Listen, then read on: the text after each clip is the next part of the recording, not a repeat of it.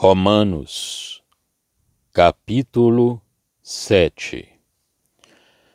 Não sabeis vós, irmãos, pois que falo aos que sabem a lei, que a lei tem domínio sobre o homem por todo o tempo que vive?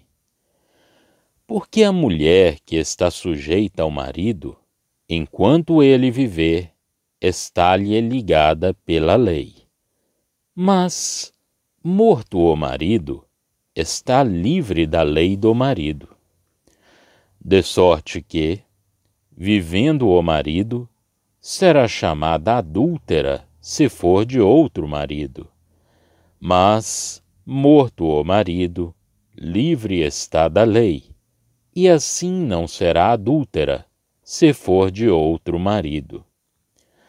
Assim, meus irmãos, também vós estáis mortos para a lei pelo corpo de Cristo, para que sejais de outro, daquele que ressuscitou dentre os mortos, a fim de que demos fruto para Deus. Porque, quando estávamos na carne, as paixões dos pecados, que são pela lei, operavam em nossos membros para darem fruto para a morte.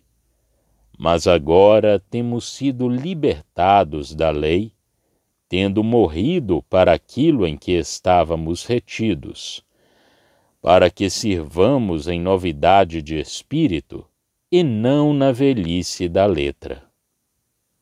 Que diremos, pois? É a lei pecado? De modo nenhum. Mas eu não conheci o pecado senão pela lei, porque eu não conheceria a concupiscência se a lei não dissesse, não cobiçarás. Mas o pecado, tomando ocasião pelo mandamento, operou em mim toda a concupiscência, porquanto sem a lei estava morto o pecado.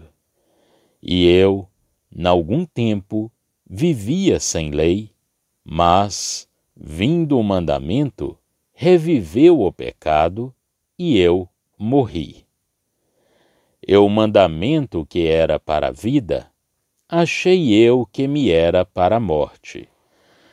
Porque o pecado, tomando ocasião pelo mandamento, me enganou, e por ele me matou.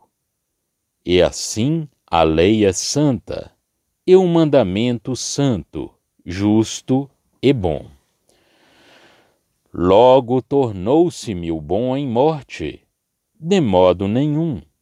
Mas o pecado, para que se mostrasse pecado, operou em mim a morte pelo bem, a fim de que pelo mandamento o pecado se fizesse excessivamente maligno. Porque bem sabemos que a lei é espiritual, mas eu sou carnal, vendido sob o pecado. Porque o que faço não o aprovo, pois o que quero isso não faço, mas o que aborreço, isso faço. Esse faço o que não quero, consinto com a lei, que é boa. De maneira que agora já não sou eu que faço isto, mas o pecado que habita em mim. Porque eu sei que em mim, isto é, na minha carne, não habita bem algum. E, com efeito, o querer está em mim, mas não consigo realizar o bem. Porque não faço o bem que quero, mas o mal que não quero, esse faço. Ora, se eu faço o que não quero, já não o faço eu, mas o pecado que habita em mim. Acho então esta lei em mim, que quando quero fazer o bem, o mal está comigo. Porque, segundo o homem interior, tenho prazer na lei de Deus. Mas vejo nos meus membros outra lei, que batalha contra a lei do meu entendimento e me prende debaixo da lei do pecado que está nos meus membros.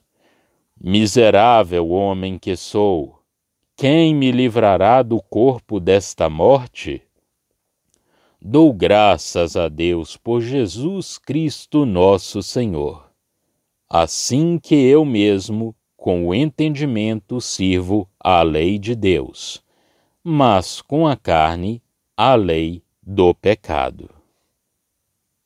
Romanos, capítulo 7. Consideramos o efeito da morte e da ressurreição de Cristo em relação com a justificação e com a vida prática. Na primeira parte da epístola, até o capítulo 5, verso 11, Cristo morreu por nossos pecados.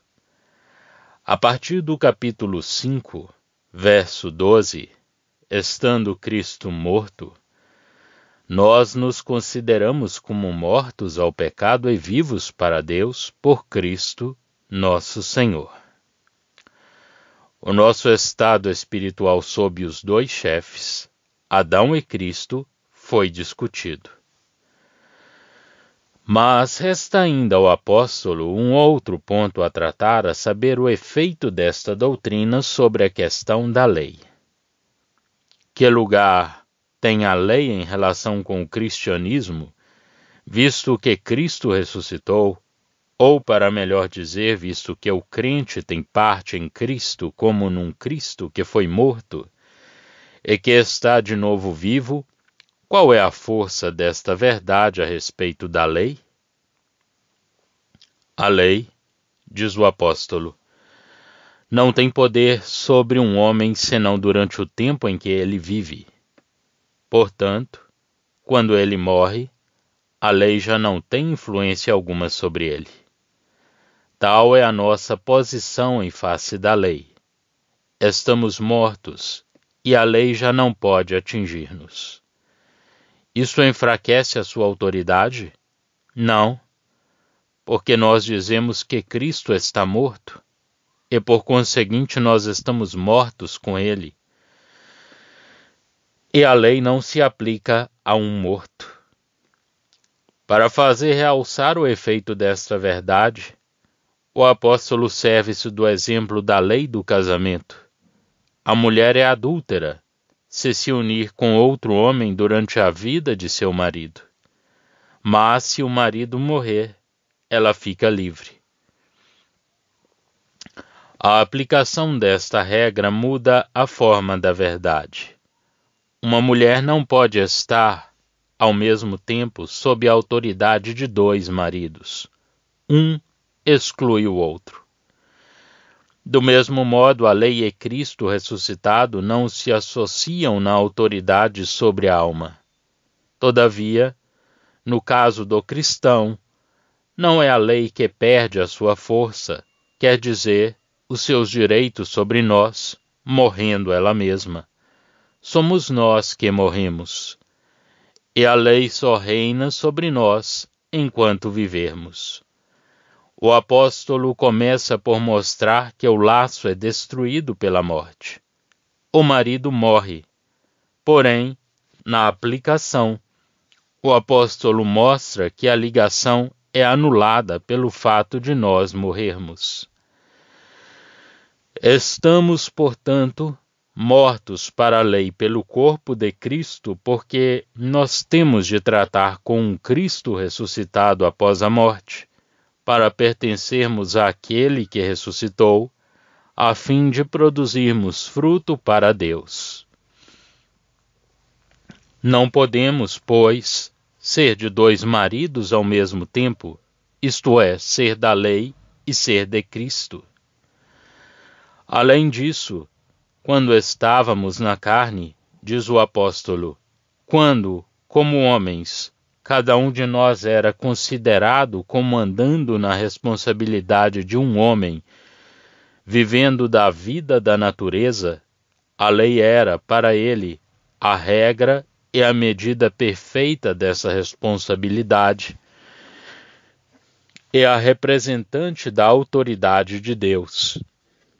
As paixões que atraíam ao pecado agiam nessa natureza e, apresentando-se diante dessa barreira da lei, ali encontravam o que, oferecendo resistência à carne, exercitava a vontade e sugeria, para a defesa própria, o mal que a carne amava e que a lei proibia. Assim, essas paixões atuavam nos membros para produzirem o fruto que levava à morte. Mas agora o crente está fora da autoridade da lei. Desapareceu de diante dela, estando morto, para essa lei a cuja autoridade ele tinha sido submetido. Não duvido de que seja assim que é necessário ler o verso 6. A expressão estando mortos para aquilo a que estávamos sujeitos faz alusão ao verso 4, onde é dito: vós estáis mortos para a lei. Cristo, sob a lei, está morto. Está morto sob a maldição da lei. Estar na carne é viver na responsabilidade de um homem vivo, na sua vida natural, como filho de Adão após a queda. Nessa vida, a não ser que o homem esteja sem lei, a lei é, para ele, a regra da justiça humana.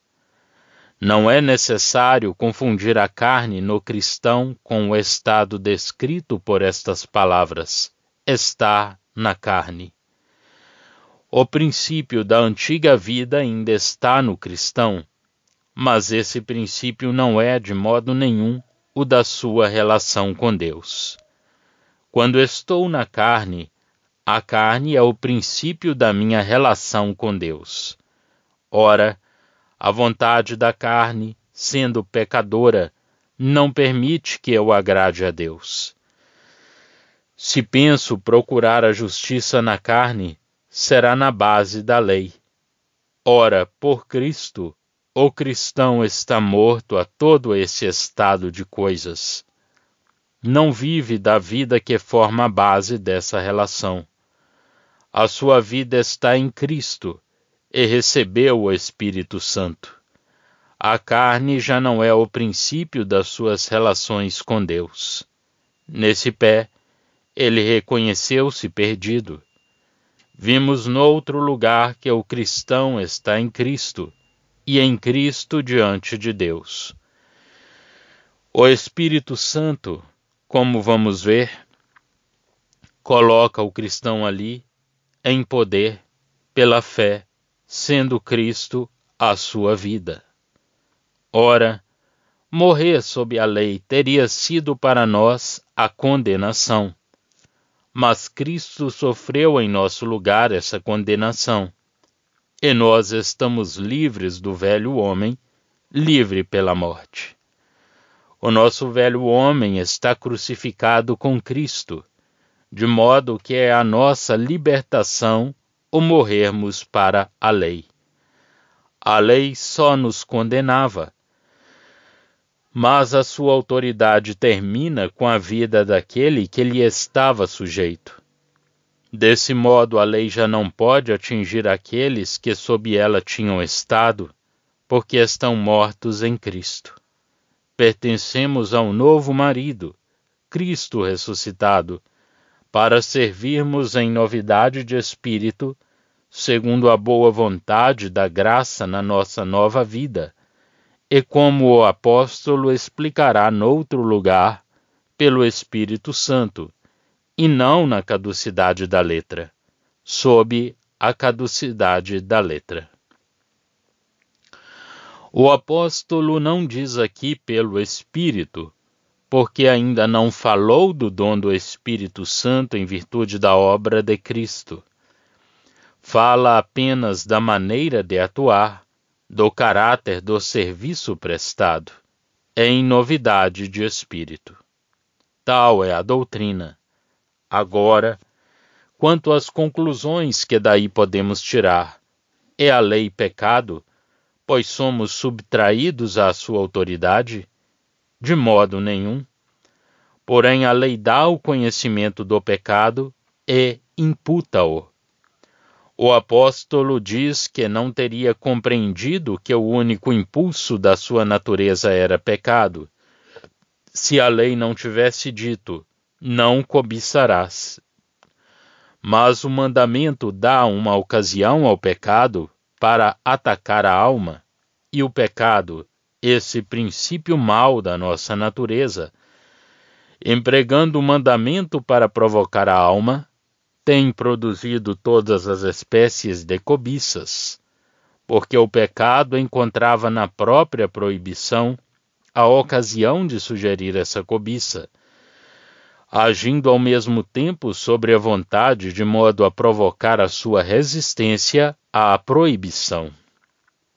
Sem a lei, o pecado não podia mergulhar a alma nessa luta e dar-lhe a sentença de morte, tomando o homem responsável da sua consciência do pecado que, sem a lei, ele não era conhecido. Sob a lei, a cobiça, acompanhada da consciência do pecado, agia no coração, e o resultado disso era a morte na consciência, sem que houvesse, para o coração, alguma libertação do poder da cobiça. Sem a lei, o pecado não agitaria assim na sua vontade que não queria submeter-se àquilo que pretendia opor-se a ele, porque uma barreira apresentada à vontade serve apenas para despertar e estimular, e a consciência do pecado, em presença da proibição de Deus de o cometer, é uma consciência sob a sentença de morte. Deste modo, o mandamento, que era dado para a vida, é de fato para a morte. A declaração, faz isso e viverás, torna-se em morte, mostrando as exigências de Deus para com uma natureza de pecado que, por sua vontade, se recusa ao cumprimento dessas exigências, e para com uma consciência que não pode recusar o seu testemunho à justiça da condenação. Andávamos numa passiva indiferença, segundo a nossa própria vontade, sem consciência de Deus, e por conseguinte, sem sentimento de pecado ou de rebelião. Veio a lei, e morremos sob o seu justo julgamento, que proíbe tudo que se cobiça. A cobiça era má, mas não revelava o julgamento de Deus. Pelo contrário, esquecia-o. Mas o pecado, quando a lei veio, o apóstolo aqui considera o pecado como um inimigo que ataca qualquer indivíduo em qualquer lugar, sabendo que a vontade persistirá e que a consciência condenará, apreende a ocasião da lei, atrai o homem na direção contrária a essa mesma lei e mata-o pela consciência do pecado que a lei proíbe da parte de Deus.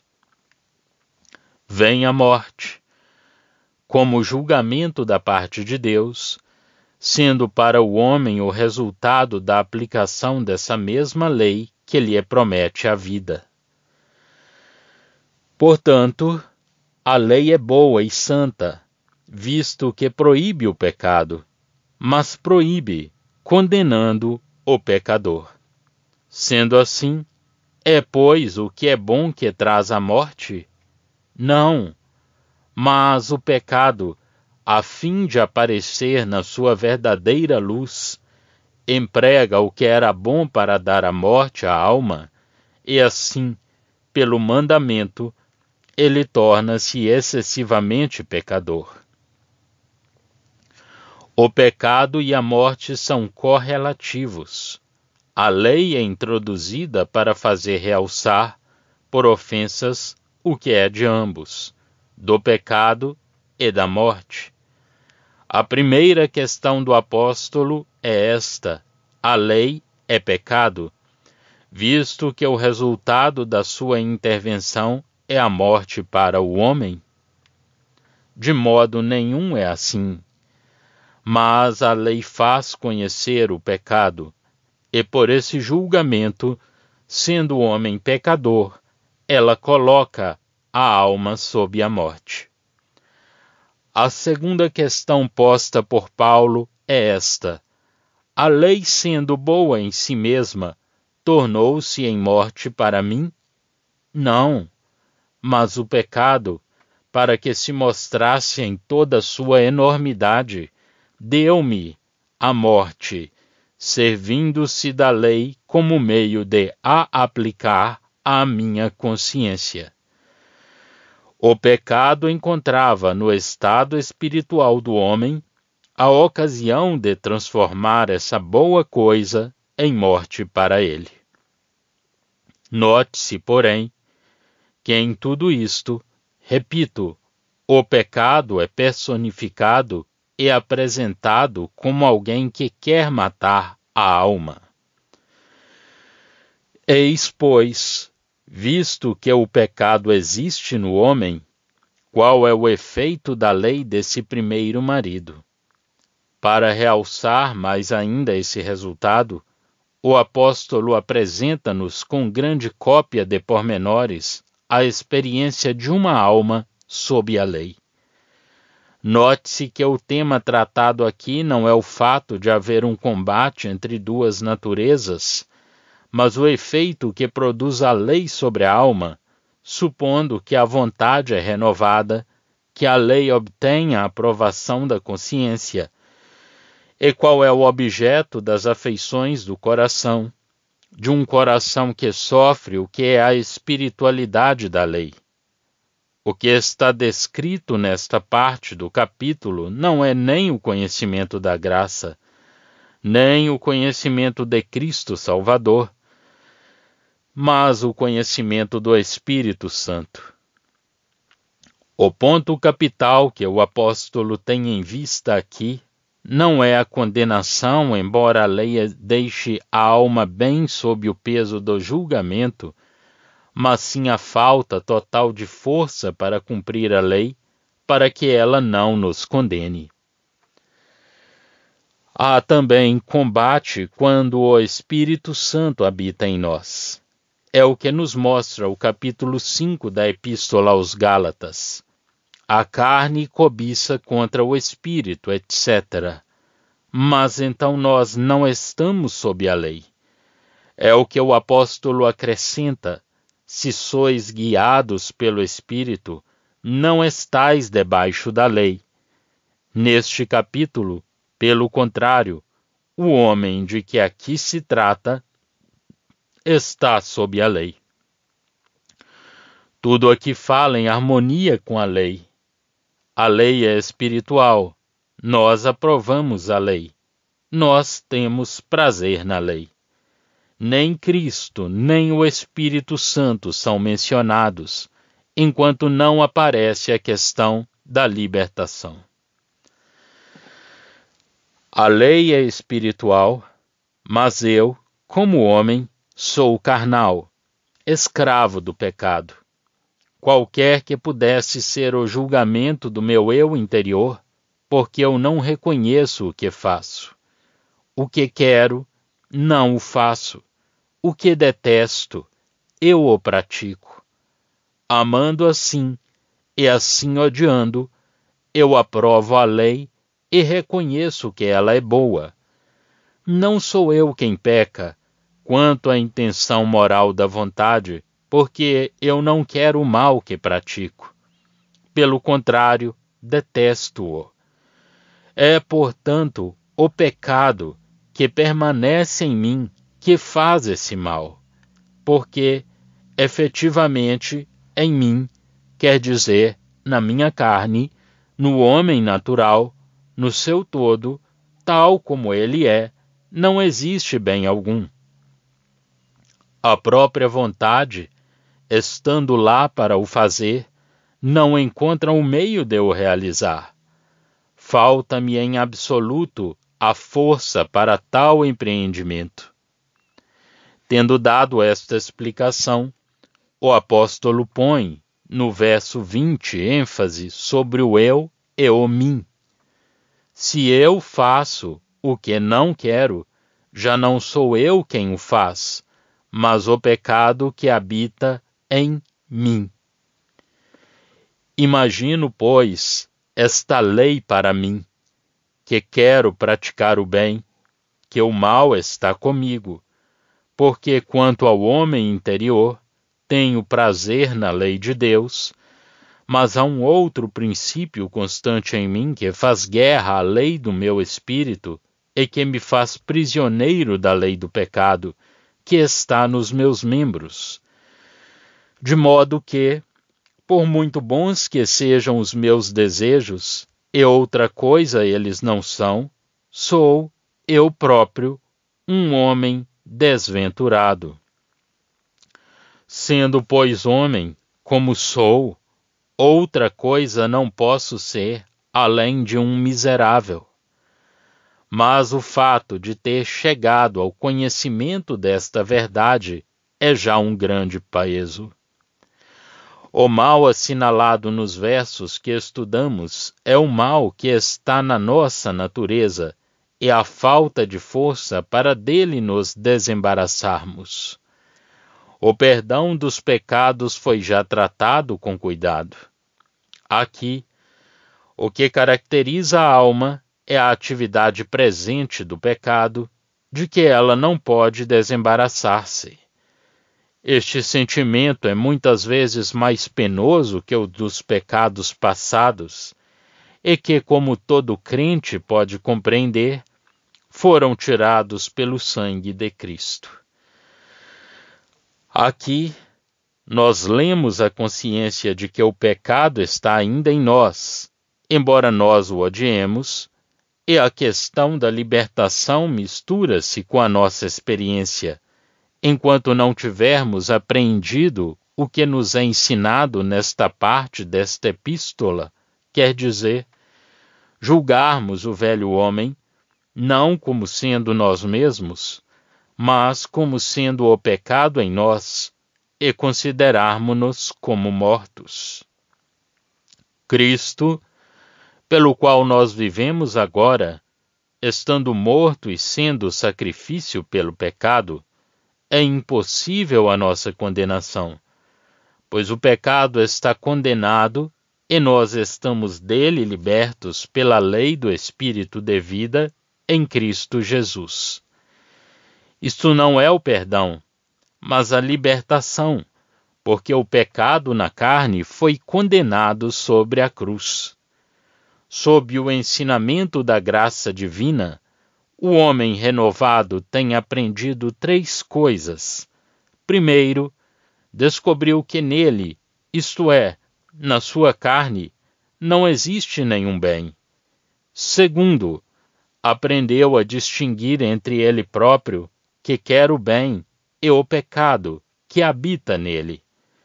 Terceiro, verificou que, quando quer o bem, o pecado é demasiado forte para ele.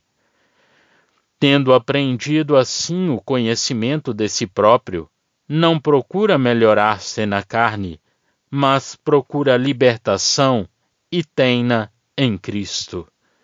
O poder vem depois.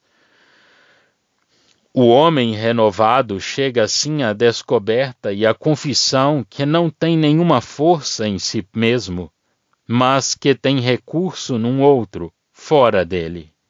Não diz, como farei eu melhor, ou como serei eu melhor, mas sim, quem é que me livrará? Ora, é quando estamos privados de toda a força, que Cristo é morto pelos ímpios. A impiedade é perdoada, a falta de força descoberta, e nós verificamos que temos acabado, enfim, com o nosso miserável eu, que temos a perfeita graça de Deus. Acerca do que nós próprios somos e de toda a segurança de aperfeiçoamento em nós, a graça é o nosso único recurso. Graças a Deus, porque, quando se recorre a essa fonte, temos a sua graça diante de nós. A nossa libertação está já realizada, pois já não vivemos na carne. Na carne estamos mortos, como estamos mortos para a lei, que nos retinha sob a escravidão e a condenação, e somos de um outro marido, de Cristo ressuscitado de entre os mortos. Logo que a alma infeliz diz: quem é que me livrará? A resposta lá está: dou graças a Deus por Jesus Cristo, nosso Senhor. Note-se que esta resposta não diz: Deus livrará. A libertação já está realizada e a alma dá graças a Deus. Neste conflito com a lei, o homem é desventurado sem o conhecimento da redenção, mas na morte de Cristo, ele é morto para a natureza, causa da sua miséria. A morte acabou completamente com o velho homem. A liberdade de Deus é perfeita. O velho homem e o novo homem ficam sempre opostos um ao outro no verdadeiro cristão, mas a sua libertação não é imperativa. Esta libertação, operada por Deus, e o progresso da sua manifestação são desenvolvidos no capítulo seguinte. Note-se aqui que o apóstolo não diz: nós sabemos que a lei é espiritual e nós somos carnais. Isso teria sido falar dos cristãos como sendo carnais na sua condição própria e moral. Ele diz: mas eu sou carnal. É a experiência pessoal do que é a carne sob a lei para uma alma vivificada, e não o estado do cristão como tal considerado perante Deus. Note-se também que a lei é considerada sob o ponto de vista do conhecimento cristão. Nós sabemos, quando já não estamos sob a lei, somos capazes de julgar dela todo o seu alcance, segundo a espiritualidade de quem julga, e que, sendo espiritual, vê também o que é a carne, porque não está na carne, mas sim no Espírito. Estas palavras deu-nos a chave de toda esta passagem, tantas vezes citada, infelizmente, por almas que ainda não estão libertadas. Não se trata aqui de uma experiência presente do que quer que seja, mas sim de uma pessoa libertada, descrevendo o estado de outra que o não está. Uma pessoa ainda não libertada não pode falar exatamente desta maneira, estando inquieta por si própria do resultado desse conflito. Um homem caído num pântano não descreve tranquilamente como ali se cai, porque tem medo de submergir definitivamente. Quando tiver sido retirado dali, ele descreverá então como ali se cai. O fim de Romanos 7 mostra-nos um homem já fora do lodaçal, demonstrando em paz por que princípio e como ali se cai. Toda esta parte da epístola é mais complicada do que a passagem do capítulo 5, de 1 a 11, porque a nossa própria experiência contradiz o que a fé nos ensina a dizer. Só por graça eu sou perdoado e justificado, e minha experiência não me contradiz, porque é o que Deus tem feito por mim e fora de mim. A minha dívida está paga, mas quando me é preciso dizer estou morto ao pecado, a minha experiência me contradiz. É por isso que não se encontra descanso sob essa relação, enquanto se não tem renunciado ao eu e à carne como sendo inteiramente maus e sem remédio, e que se não tem aprendido em seguida a redenção, que já se não está, de modo nenhum, na carne. Comparar os capítulos 7 e 8. O fim do capítulo não apresenta, à letra, o estado de uma pessoa qualquer, mas sim princípios opostos e cujo resultado é exposto, supondo um homem colocado sob a lei. A sua vontade sempre boa, o bem jamais realizado e o mal sempre feito. No entanto, pelo que concerne à consciência, encontramos aqui o estado prático de todo homem renovado sob a lei. Pode-se notar ainda um outro princípio muito importante. O homem, no estado descrito no fim deste capítulo, está inteiramente preocupado consigo próprio. Ele quer o bem, ele não o realiza, ele faz o mal que ele não quer. Nem Cristo nem o Espírito Santo são nomeados, enquanto que o cristão, no seu estado normal, está sempre ocupado de Cristo. Ora, esta preocupação constante do eu é a consequência natural e necessária da lei, quando a consciência é despertada e a vontade renovada, porque o querer está com ele, mas ele está sob a lei. Vê-a espiritualmente, consente nela tem prazer, segundo o homem interior, mas não pode fazer o que é bom. O pecado domina sobre ele. O sentimento de responsabilidade, que se não satisfez, e a ausência de paz fazem com que a alma se reporte necessariamente e sobre ela própria. O indivíduo preocupa-se sobretudo consigo mesmo, e este eu, e este mim, encontram-se mais de 40 vezes neste capítulo, depois do verso 14. É bom que o indivíduo esteja preocupado consigo próprio antes do que ser insensível, mas isso não é a paz.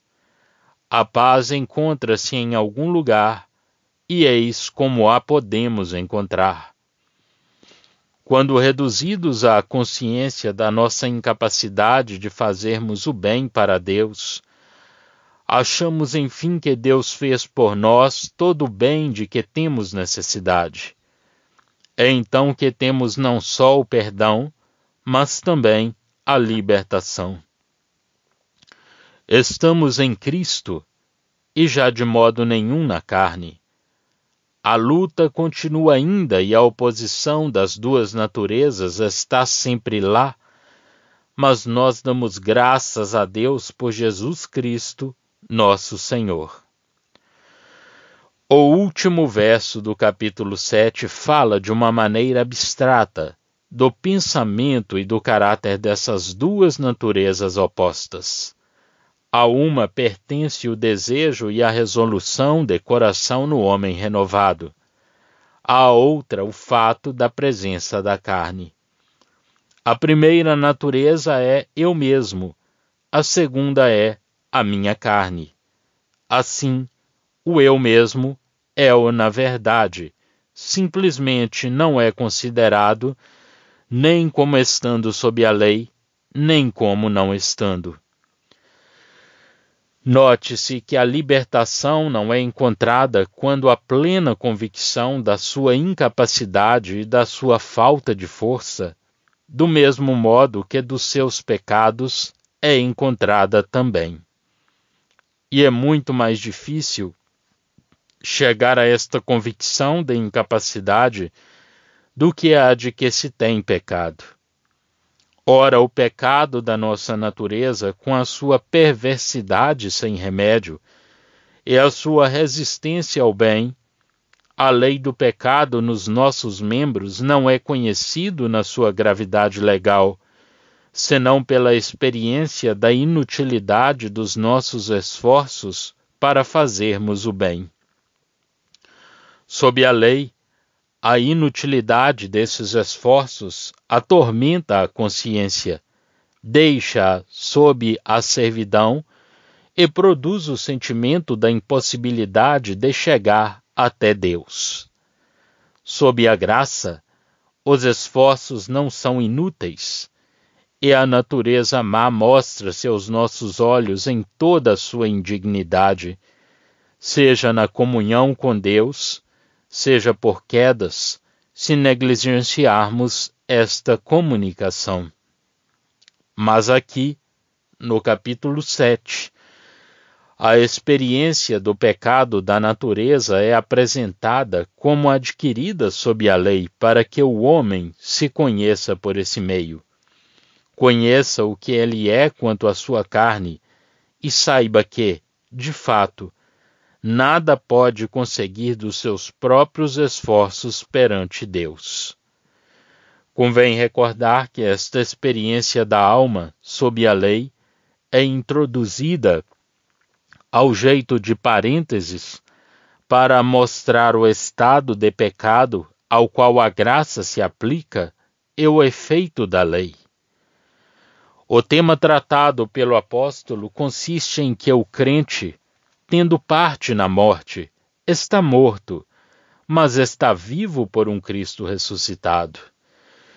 Que Cristo, tendo pela graça passado pelo vale da sombra da morte, tendo sido feito pecado, acabou para sempre com o estado em que era necessário dar atenção ao pecado e à morte, em semelhança da carne de pecado, e que em seguida, tendo acabado com tudo o que se relacionava com esse estado, Cristo entrou, pela ressurreição, numa nova ordem de coisas, numa nova condição diante de Deus, totalmente fora do alcance de tudo aquilo a que Cristo se tinha sujeitado por amor de nós, e de tudo aquilo que em nós se ligava à nossa vida natural, assim como fora do alcance da lei que ligava o pecado sobre a consciência da parte de Deus. E nós, em Cristo, estamos nesse novo estado de coisas. Já estão disponíveis para leitura os comentários do Novo Testamento e do Antigo Testamento de João Nelson Darby. Estão nos formatos de livro, e-book, também aplicativo para o celular Android. Visite o nosso site www.palavrasdoevangelho.com.